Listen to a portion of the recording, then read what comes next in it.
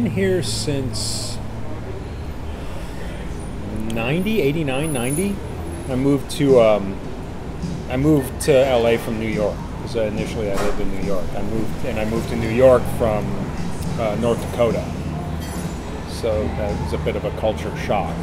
Yeah. Went to school in New York for like 2 years and then dropped out because at the time, this is like 86, 87, 88, there really weren't any like makeup schools. So I figured the next best thing was like animation. I could sculpt like stop motion puppets, whatever. And so I moved to New York and enrolled in School of Visual Arts in the animation department. And, just wound up animating all day. And I took a class, like one of the only classes that I found, which was in Times Square. It was this gentleman, Dean Cartalis, had what he called the actor's makeup class. And it was a series of weekends.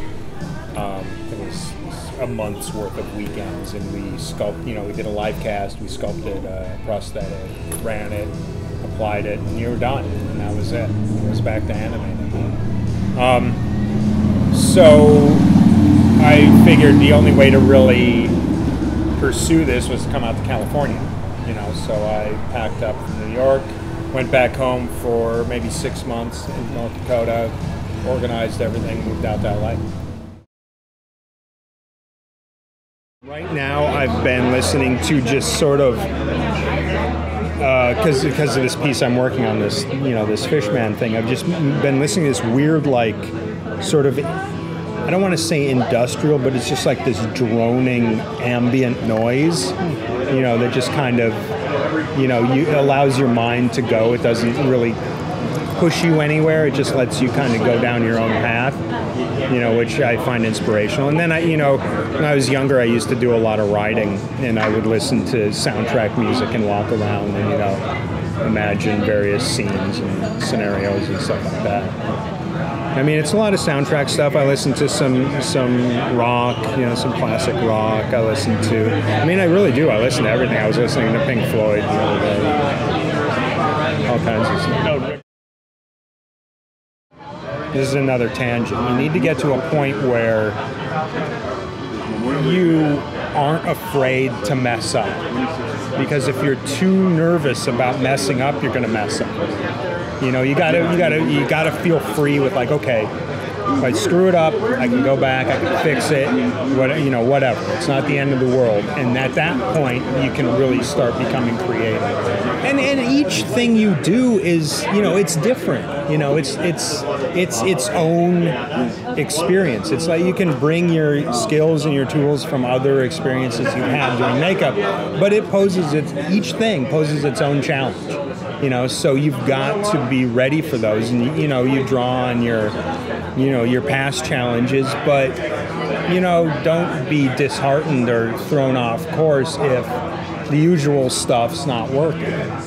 It's like I get to a place usually when I'm doing a makeup, I know that I've gotten to a place, and it's subconscious. People have pointed it out to me. It's like where I'll take one hand and I'll like put it in my pocket while I'm painting.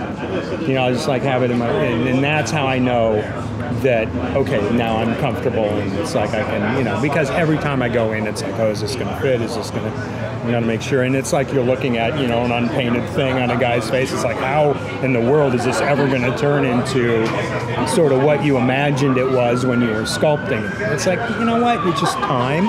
Spend your time, do your thing, do your noodling, do your painting. Ventura. How did you end up at Steve's? You may have said that, but I just wanted to revisit. Well, How did you get there? Yeah, when I came out, from New York, I worked for Gabe for a show, and then he had a little bit of a hiatus, so I just shopped my portfolio around. Remember back in the days when people had portfolios? Yeah, I shopped that around, and I got an interview with Steve, so I went over there and I interviewed with him, and he hired me on. I think I was Who hooked you up? I mean, it's always nobody. Really? You called Nobody. Steve and Yeah. he said, Well, I think I had gotten a list of of shops, and I called up, send us your portfolio, and then I got a call because at the time he was doing the Foster's thing, which required a lot of crew. So I went over there and I met with him, and he hired me to, it was like running foam or some running polyfoam, AB foam. And I wound up working with Lenny McDonald, coding these Foster's characters with this, I think it was SC89 or something like that. And then after that show was over, sort of my mentality was, okay, well, at that point you go to another shop and you work, and that's how you do it. You just go from shop to shop. So I went and I worked, I applied for a job over at Rick Lazarini's preacher shop. At which point Steve was like, well, why are you leaving? I was like, I just thought that that's what you do. I already taken this job with Rick Lazzarini, so I went over there. I ran some more foam. And then after that was done, I went back to Steve's, and I stayed there for like 8 years. Working under Steve, he's one of the big fish in town that's on there. You got to watch him like any leader. You get to see his strengths, you get to see his weaknesses. Yeah. Did you learn anything on that? Absolutely. I learned, and everybody's different. Everybody has their own personality, and they bring that into this industry. I mean, we're a community of artists, and artists are inherently a little off. I mean, you've got to be to create. I mean, you're coming up with something from nothing, and that takes a special kind of personality. I think what I learned is to,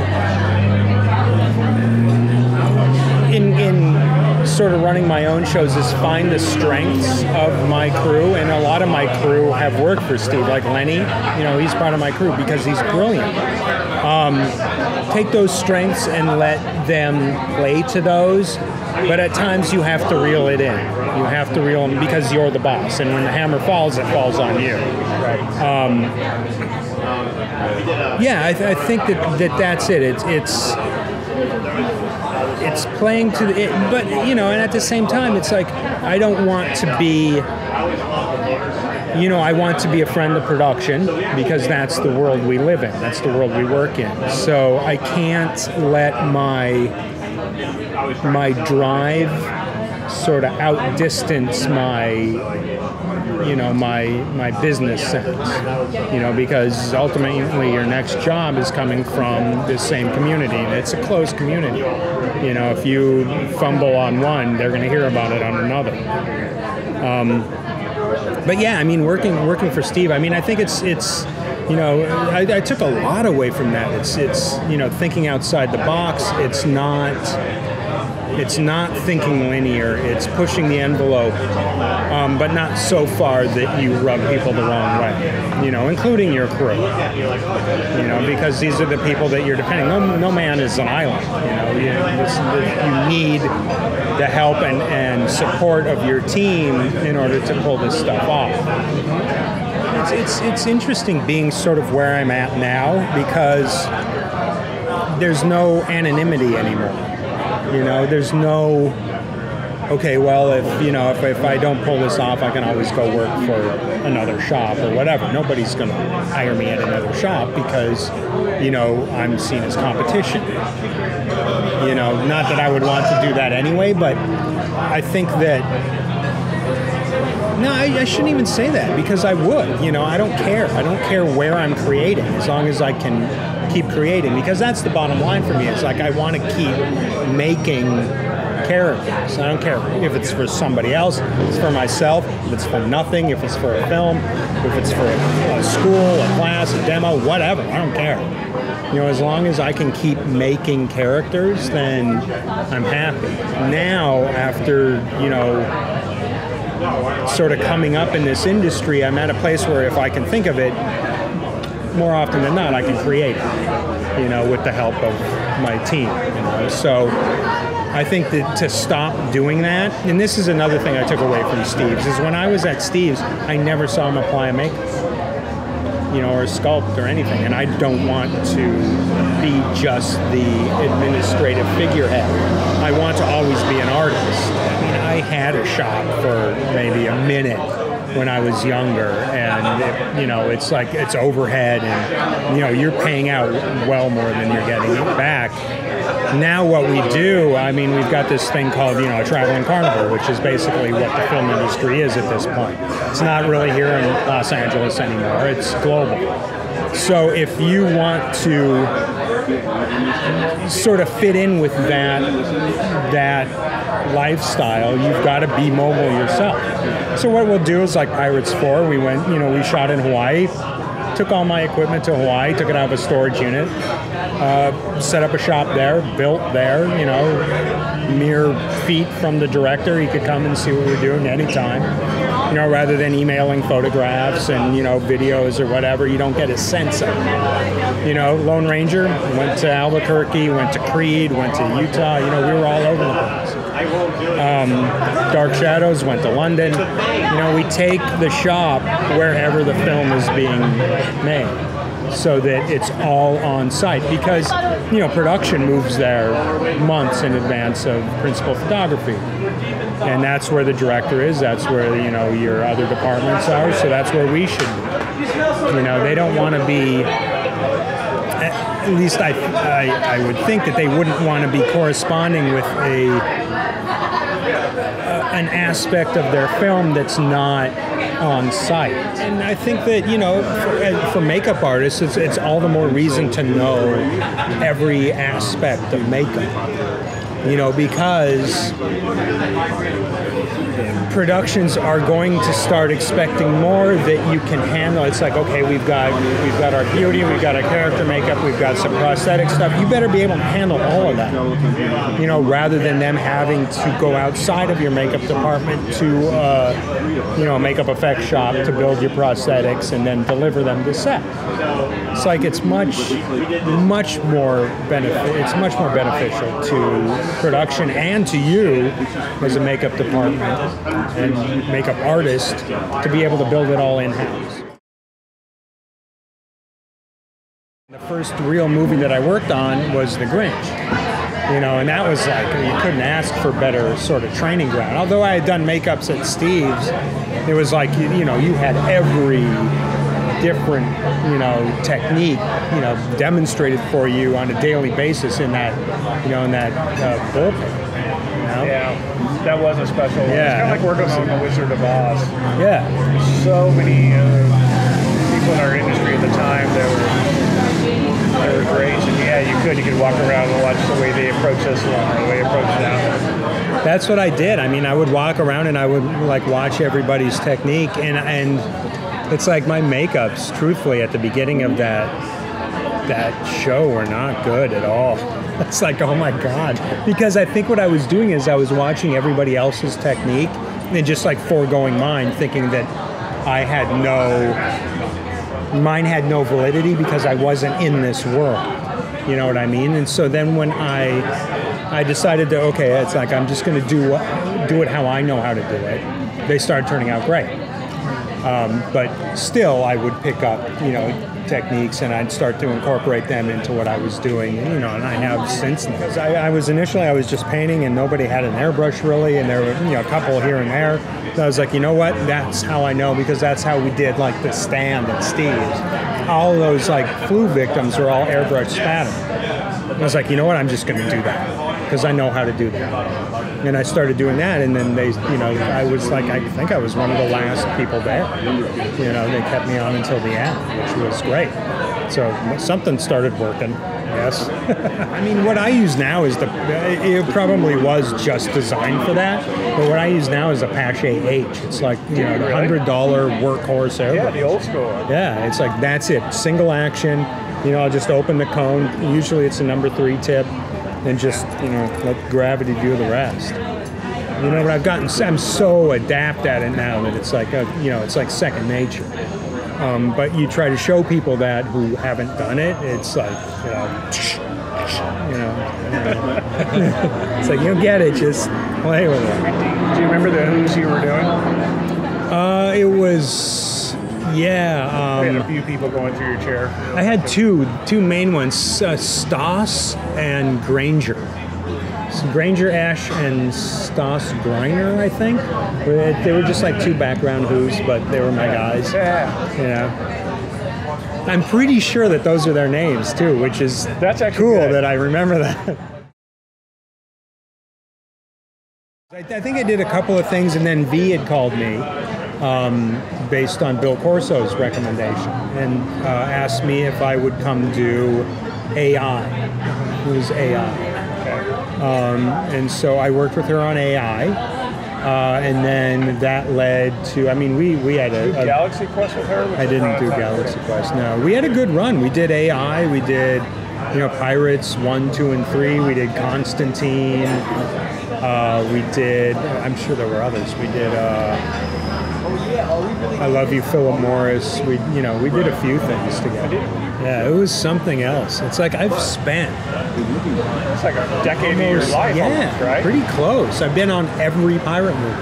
Yeah. With another one coming. Knock on wood. I knew that it was going to be good. I did, but I was reserving my judgment because, AI, didn't do that great, and I thought that was going to be amazing. Because I remember standing in the room for some of these sequences, some of these scenes that, I was tearing up. It's like the end scene where, the camera pulls out the window and he's there with his mom. I was tearing up. I was like, oh my God, this is going to be, it's Spielberg, it's science fiction, it's kids. It's going to be awesome. And then when it didn't do so good, I was like, I don't know why, but it sucks. And so then when I was on Pirates, I'm like, this is going to be good, but I was wrong about. it. I think AI is a good movie, but it didn't do as well as I thought it was going to do. But Pirates certainly did.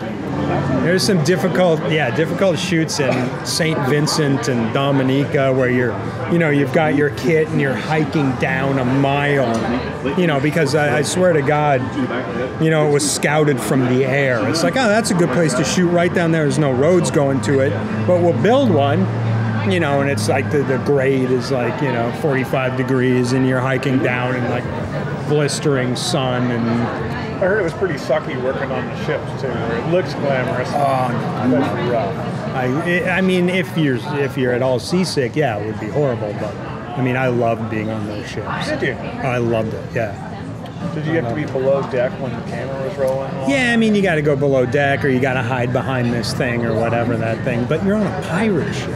The middle of the Caribbean. It's like, how do you beat that? You got to step outside of yourself every now and then and go, you know what? It's like I could be, doing something that I absolutely hate. Instead, I'm in the middle of the Caribbean, blue waters everywhere, and I'm on the Black Pearl. It's like, how do you beat that? I would come in the morning. I'd go to the background tent, make sure everything's happening there, do makeups myself, facial hair, whatever. Johnny's arriving. Go back to his trailer, do his makeup. He's got however much time before he goes to set. Go to the A trailer, make sure everything's happening there.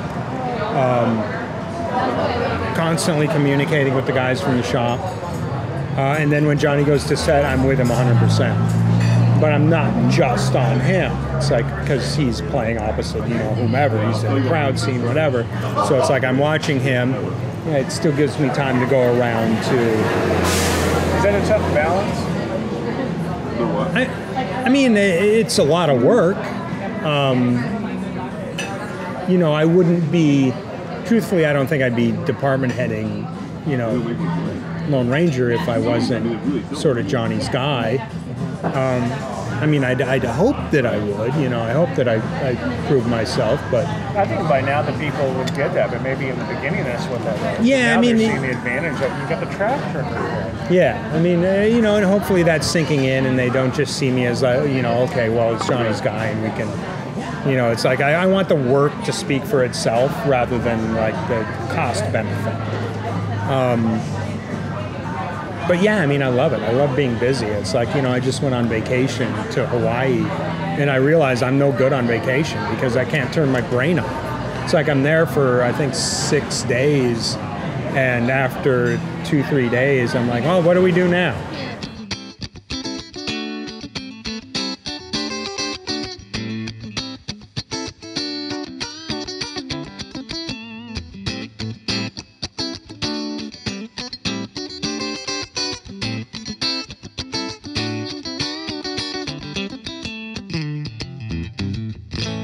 Perfect summer escape movie. You know, I thought this is one of those instances where I was making the movie and I thought this is going to be fantastic. It's going to do amazing. This is a great movie, and I loved it.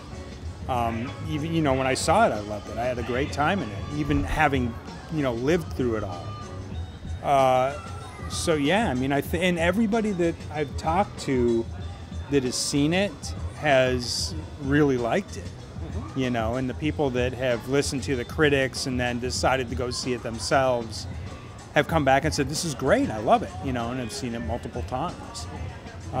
Yeah, I think it's a real shame. I think it's a shame that, you know, that, I mean, you know, and it exists in our industry too. Critics, you know, people that can come in without having built anything and pass judgment on the work of, you know, of others. It's to me, that's unacceptable, you know, and, you know, I've been guilty of that in the past, and this situation really sort of shined a light on that for me. So I'm not, you know, it's like you don't know what people go through. You don't know the extent to which people have invested themselves or their time or their art or their, you know, blood, sweat, and tears into a project. So I think it's unfair, you know, for people to pass judgment on that weren't a part of it. So, you know, the second they released the photo of Johnny and Army in full makeup and wardrobe on horseback, you know, Johnny with the crow on his head, and instantly people were like, wow, it's ridiculous, what is that? It's like, it works in the context of the film. It's like you're passing judgment on something that you have no concept about. You have no frame of reference for why it really angers me, because, you know, because there are people in our industry that should know better, that, you know, through social media or whatever are condemning this film. It's like, really? It's like when that comes around, when this whole cycle comes back around and these people are looking for something from, you know, myself or from Jerry or from whomever, it's like, you're going to be damned if you're going to get it. Because I'm going to remember this stuff, right. You know, and I don't mean to sound bitter, but it's like I am with this movie because, you know, the pirate movies, you know, I'm honored to be a part of them, but that look was established.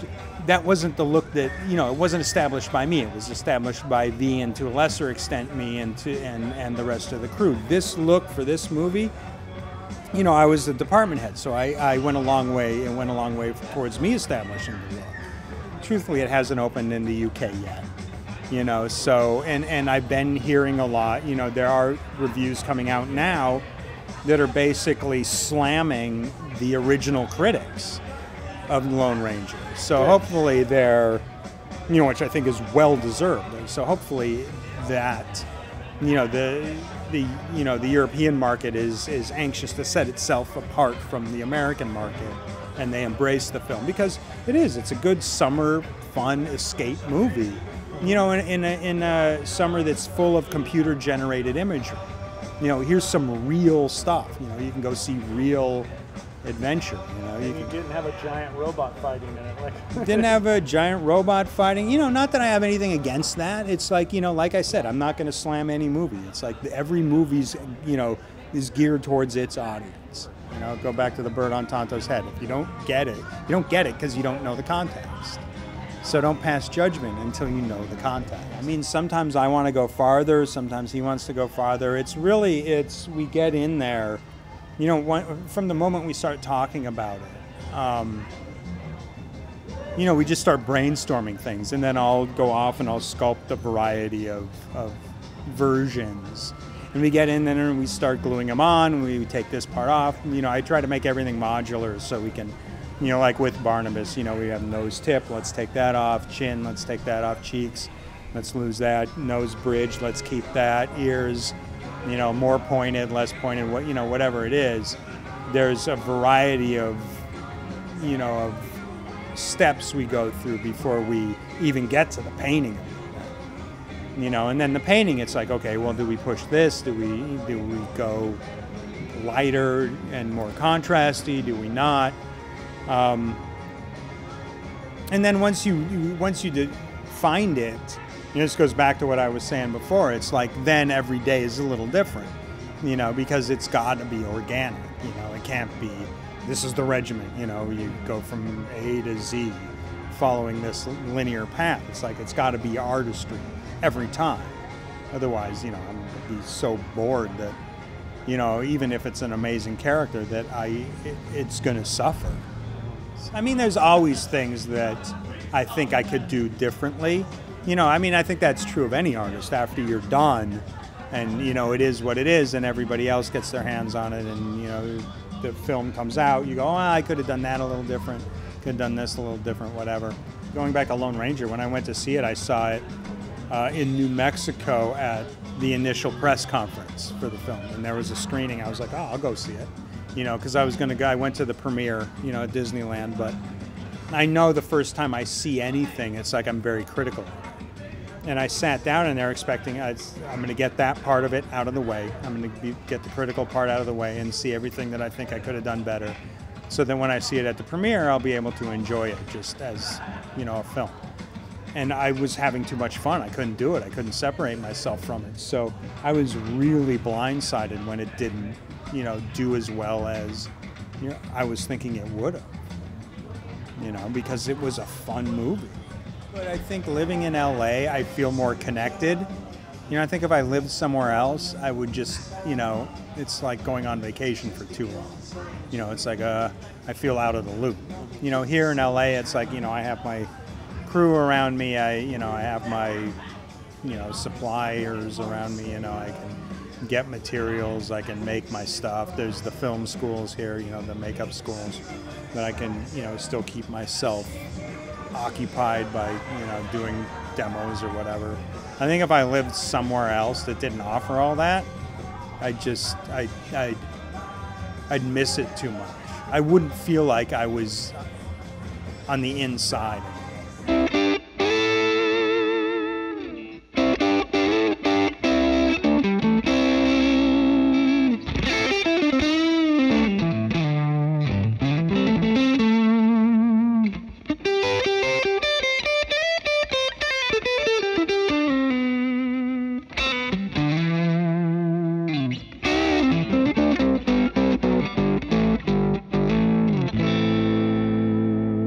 They love it. You know, they were always very supportive, you know, when I was growing up, you know, with all the sort of the wacky things that I would try in the house. You know, I'd read, you know, like I said, when I was growing up, there weren't any makeup sort of classes or makeup schools, but there were books.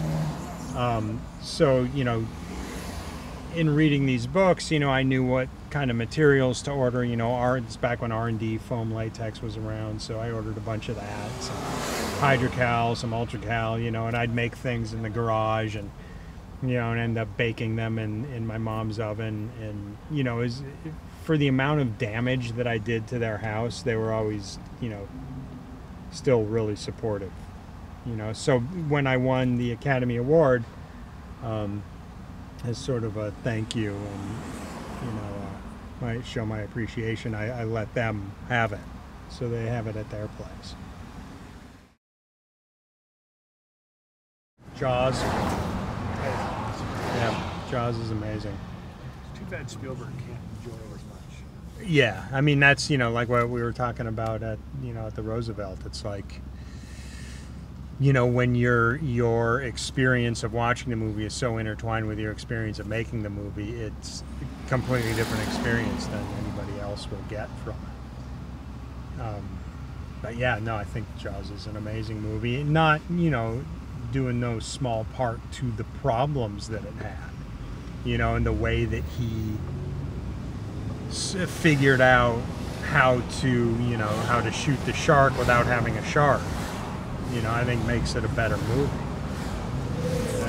Now I remember seeing that for the first time at a drive-in in I think it was Colorado. A drive-in in Colorado, and it freaked me out when Ben Gardner's head came floating out. It freaked me out so much that, you know, I couldn't watch the rest of the movie. I just buried myself in the back of the car. You know, and then I saw it again, you know, a couple of years later, and then, you know, it actually took me a while before I could watch that head sequence again, where the head comes floating out. How old were you when you saw that? I think I was in my teens. It came out 74, 75, something. Oh, when I saw it originally? Yeah. Well, I was born in '68, so, you know, I was pretty young, yeah. Yeah, and I didn't see it again. I didn't see that Ben Gardner, you know, severed head sequence until I was like, you know, 16, 17. You know, some sort of mental block. I just couldn't watch it. It's like, I know it's coming. The music's building. I know it's coming. I can't look. I like to sculpt. I like to paint. I still like to, you know, I like to do makeups. I never stop. You know, I think that is really sort of, I mean, that's you know, that's shows you the true passion is the people that can, you know, still do makeup even when they're not being paid to do makeup, you know. And it's like, that's why I got into this business. It's to make characters. So, no matter what I'm doing, you know, whether I'm on a film, you know, I'll always have like a side project going on where I'm just doing stuff for myself, you know, like sculpting, or, you know, I've done rings and jewelry and stuff like that. Or when I'm not working, I'll do the demos, you know, I'll come up with characters that I want to do, and, you know, really we just need a venue to do them at, so that, you know, it became like cinema makeup school, and, you know, the trade show, and, you know, wherever, you know, it's like we just need a place to do them. Well, initially, how I got involved is Barney Berman had called me to come work in the shop, and then ultimately be like the liaison between his shop and set. See, now that's something you don't see every day, is just a guy running down the middle of Sunset Boulevard, right? You gotta love that. He's like running down the middle of the street. At least he's in a lane, so I guess that's good. Yeah, so I started initially, you know, working at Barney's place, and, you know, once filming started, you know, I rotated to set, and then we, you know, he would drop stuff off on set, drop off various appliances, and we glue them on. So, I mean, that's, you know, that was sort of the genesis of my involvement in Star Trek. But, you know, like you said, it wound up being something much different than it started off being. It turned out that what was being delivered to set as far as appliances go for the Vulcans wasn't really working. You know, we had a bunch of very skilled, talented makeup artists that were gluing these ears on, and the problem was there was no barrier on these ears. So I sent, you know, the producers came to me and they asked me, you know, if I could, because at this time the Romulans hadn't started shooting yet. So they came to me and asked me if I could sort of take over the Vulcans and build the Romulans. And then Barney would still be involved in sort of these peripheral, you know, makeups that, you know, wound up being mostly background. I said yes. You know, I told them that I would have to bring in my own crew. You know, I couldn't at that point be working for anybody, because my hands would have been tied as far as how to build the appliances. and I knew that I needed my own team, and I had to be, I had to sort of spearhead how these things were being made.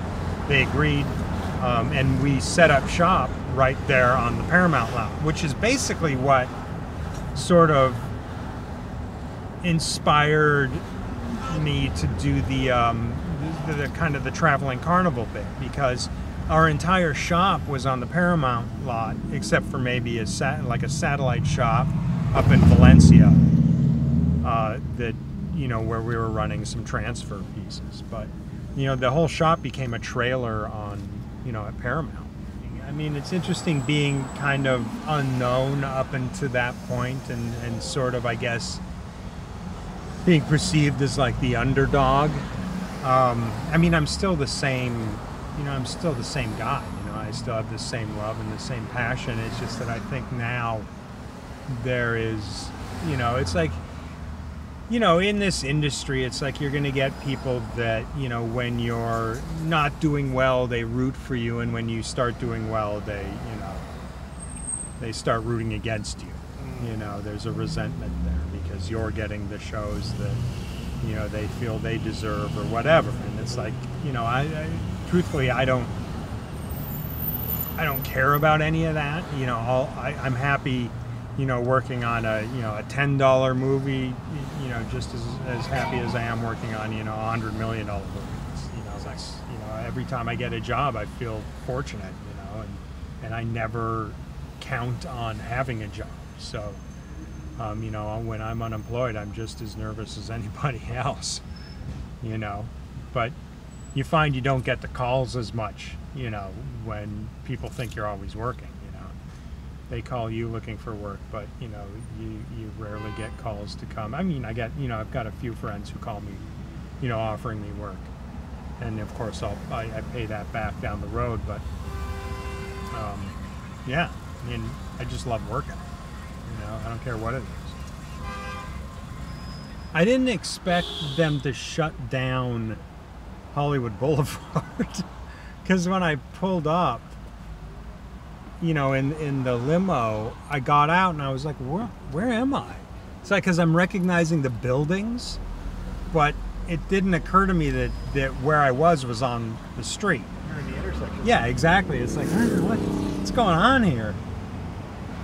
It's very special. I mean, this is our career. This is our profession, and it's the highest honor that you could receive doing what we do.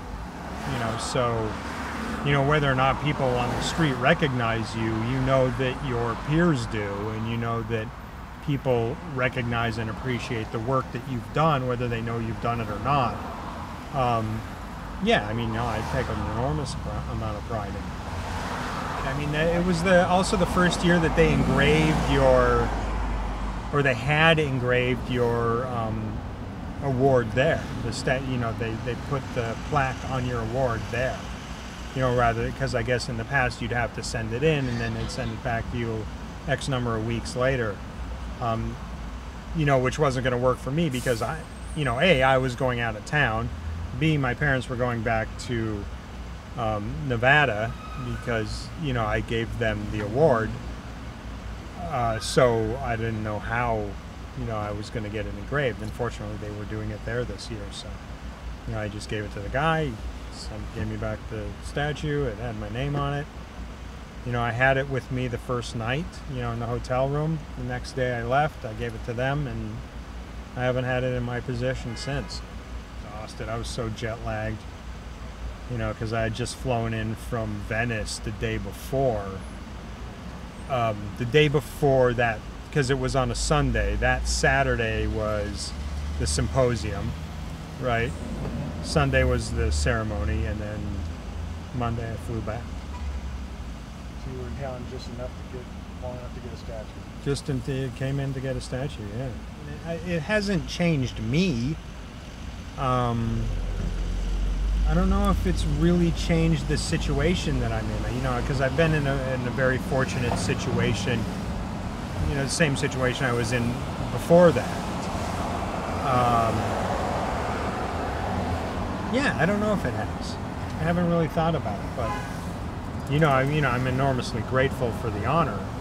I just don't know if it's changed. It certainly hasn't changed how I do things. It certainly hasn't changed, how I perceive things. If anything, it's allowed me to maybe be a little more efficient with production, because there's, suddenly there's a little bit of clout that you have. It made me want another one. How about that? You want that book in? Yeah. I do. I want another one. What does that get? I wouldn't think higher of myself than of anybody else. Everybody's got their own, their own thing, and if anything, I'm just lucky to be where I'm at, and I know that could all change in an instant. So, I'm enormously grateful, but, I don't, I would never, presume that, to walk around with this air of superiority ever.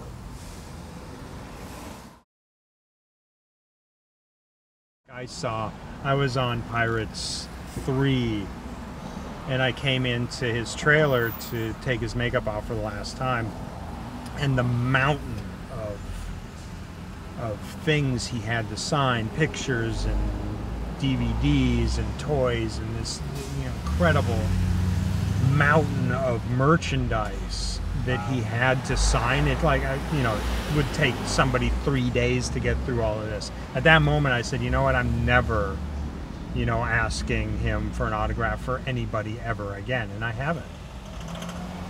And that's kind of the thing that I say, I let my crew know that too. It's like, we're here to be professional, we're here to do a job, Yes, there's a friendship, between he and I, but I wouldn't ever think of crossing that line, because I know what he has to do. It's like, people don't get it. It's like, hey, can you sign these 5 autographs for me? Thinking, that's not that many, but you add that to the 1,500 autographs that he still has to sign. That's a lot of work. It's a job in itself.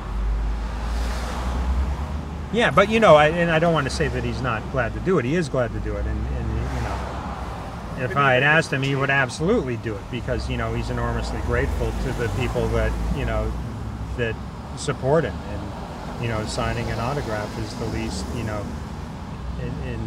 his world, the least he can do for him, and he's happy to do it. But I'm not going to. I don't even make it an issue.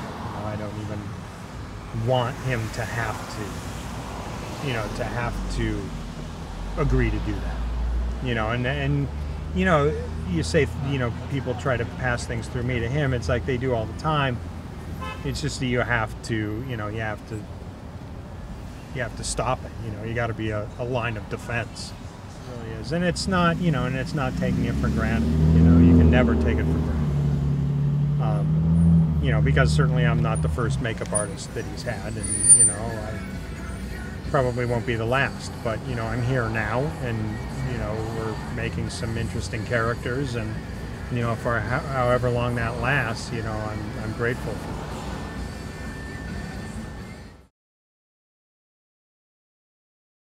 I think Lone Ranger was a blast.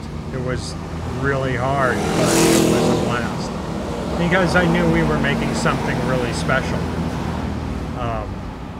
Whether or not anybody, any critic agreed with us or not, I knew we were, and I knew we did. And that's what made every day, I could own it, I could own the experience, and I could own the work, and I had a great crew.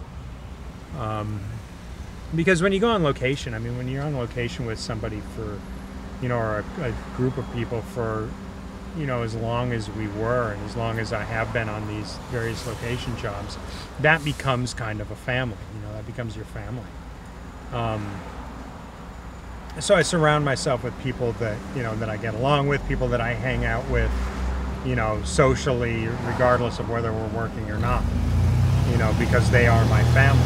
You know, so on that one, you know, I hand-picked them, and you know, and we got them, you know, and Gore, you know, Gore was fantastic with me because he knew, based on the first 3 pirate films, sort of what I could do, and he let me have free reign. You know, he let me, you know, design, you know, Keith Cavendish make them. He let me design all these, you know, all these wild character makeups for this Hell on Wheels sequence that were never in the script.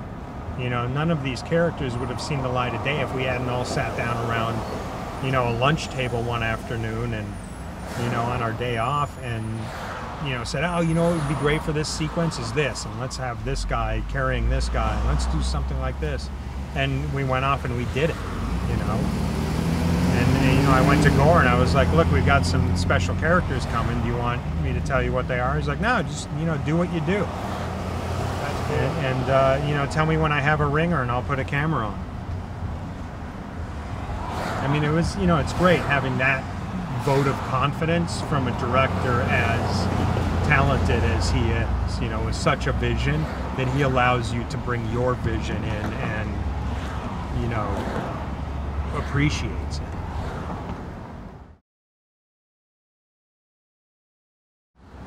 Well, right now, Pirates 5 is coming. Is it really? Yeah. Wow. Another pirate movie. Spent a lot of my life on pirate movies, a lot of my professional life on ships. But I love them. I mean, you know, I wouldn't have it any other way. I've been on 4 pirate movies so far, and this will be 5. When are you gonna go do that one? That starts shooting beginning of next year. Is sort of the plan. Yeah. And then we've got before that we've got Into the Woods. Rob Marshall is directing Into the Woods, and Johnny is playing the big bad wolf character. So we'll have a makeup we start working on this coming Monday for that. Which is, you know, one of the things that, you know, that I love about working with Johnny is that he's not afraid to cover himself up. You know, he's not afraid to cover himself up in makeup. You know, and you find a lot of actors, you know, you know, they want to be seen, you know, and he doesn't care. He just wants to be the character, you know, whatever that takes. And that's, you know, you hear the story about, you know, what he went through for the first pirate movie. You know, they wanted Johnny, and, you know, in comes Jack Sparrow, and he fought him on it, and ultimately, you know, with Jerry and, you know, Gore and, you know, Dick Cook at the time, who was running Disney, you know, his help, you know, he stuck with that vision, and, you know, here we are about to start part 3. So sometimes it's just best to let the creative be creative. Like I've said many times, the reason I got into this is to create characters. So I think that you can never, or you should never, lose your passion for this industry, because truthfully, if you lose your passion, we don't need you in this industry anymore. This industry is getting hammered from so many sides by other technologies that if you don't maintain that passion, maybe it's best to step out of it, you know. So if you're not sort of following the dream of being a makeup artist that you started following, that brought you to this place, then you're done, you know. Which is why I am always, you know, I'm always doing makeup, you know, whether it's lucrative or not. You know, most of the time I end up losing money on it, but still I'm creating, you know. Always create, always be passionate about what you're creating, and try to elevate our art, because our community, you know, there was a time when makeup artists were very well respected. And I think we need to get that back. We don't need to be a circus anymore. We need to be respected. We need to be looked to. And I think part of that is the way you carry yourself, and part of that is the enthusiasm you bring.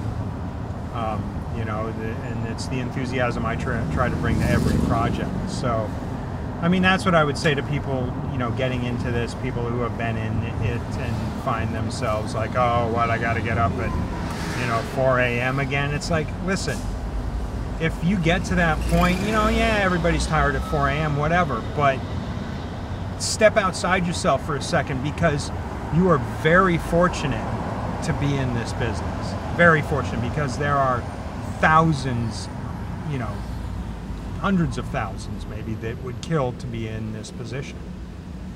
So you know, never forget that, and always strive for better. You know, and it's not all about, you know, I came up with, you know, I was reading a lot about, you know, various people's philosophies on, you know, success, and I think one of the ones that stuck with me, that, you know, it's something that I came up with, was, you know, it's like it relates to like sculpture, say, but I think it's appropriate for everything else. And I may be like stumbling through this, but the forms bring you in, the details keep you there. Meaning, and you can relate that to sort of the broad strokes of what we do can get people interested, but you're really going to maintain their interest by being detailed, and that's detailed in every part of what you do. You know, it's not just, you know, sculpting. It's not just one particular thing. It's, you know, it can be your philosophy on doing makeup. And I think, unfortunately, you know, there are influences out there that sort of cheapen what this profession is and was. You know, and that's why I say we've got to, as a community of makeup artists, we have to elevate, you know, we have to elevate this art again, you know, and that's why I say, you know, the details keep you there. It's like, it's not just about, you know, hey, I can deliver this, you know, giant thing that's gonna, you know, it's gonna turn heads for 5 seconds. It's about, you know, the finesse, you know, it's about thinking something through from beginning to end. It's not, you know, it's like when I design a character, you know, I don't stop at the makeup, you know. I venture into the wardrobe, I venture into the props. You know, it's all about creating a cohesive look that works. It's like, you know, I can't stand it when I see a makeup, you know, like an elaborate, you know, facial makeup on a guy wearing a leather jacket. It's like, what, are you kidding me? It's like, you lost me at the neck, you know, and now it's sort of, you know, that sort of cheapens everything else. So, you know, when you're doing your projects, it's like, think about the whole thing, you know, think about, you know, I'm not saying come up with a backstory, but think about the whole image, you know, what's going to read, you know, when you look at it, you know, what's going to stay with you. Because something like that, it's like, I'll tell you what stays with me, it's the jean jacket, it's the leather jacket that stays with me. You don't want that.